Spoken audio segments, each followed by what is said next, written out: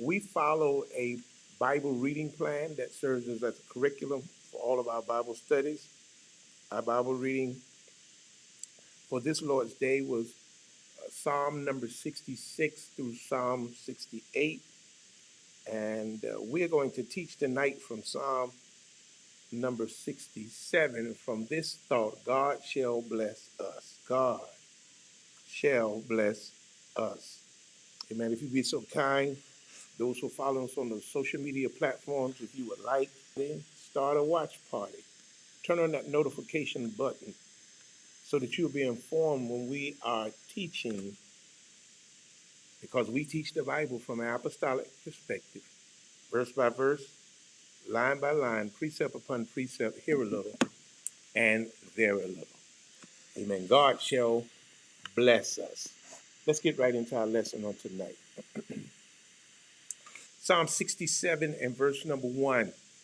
God be merciful unto us and bless us, and cause his face to shine upon us, Selah. So you see where we get this thought for today's teaching: God shall bless us.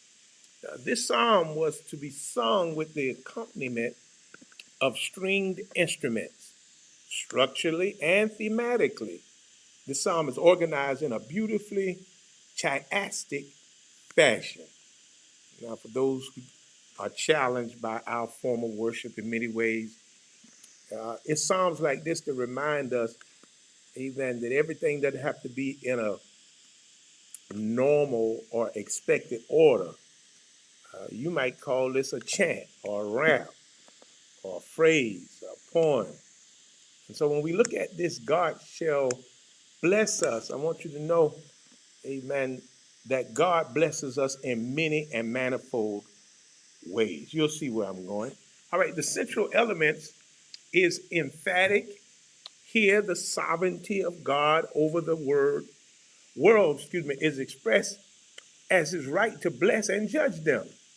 The structure underscores that this is not only a picture of what the nations should ideally do, but also what they will one day really do when God establishes his kingdom on earth. The psalmist adopted the wording of the priestly Aaronic benediction. And we know that benediction in Numbers chapter 6, verse 24 through 26, often quoted at our benedictions. The Lord bless thee and keep thee. The Lord make his face shine upon thee and be gracious unto thee. The Lord lift up his countenance upon thee and give thee peace. God shall bless us. And in verse 1, the key expressions: be merciful unto us, bless us, and cause his face to shine upon us, all specifically signify both physical and spiritual provision, regardless of. Does anybody realize that you blessed inside out? And God shall bless us. Selah, which is the last word of the verse, means to pause and think on these things. Especially in seasons like this, it's good to take time to pause to think on how blessed you are. Because if you just go through the day and not really focus in on how blessed you are, certain external forces can make you feel that things as not as they should be. But how many know you just blessed like that? Blessed when I get up, blessed when I lay down, blessed when I rise, blessed when I fall. I'm so blessed. Why? Because God promised he gonna bless us.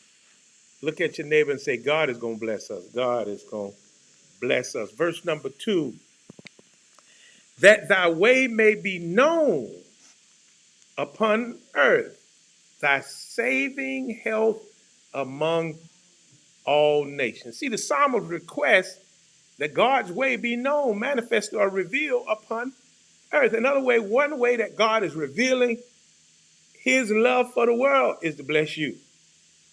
One way he's showing Sanford that he's still a merciful God is how he blessed refuge.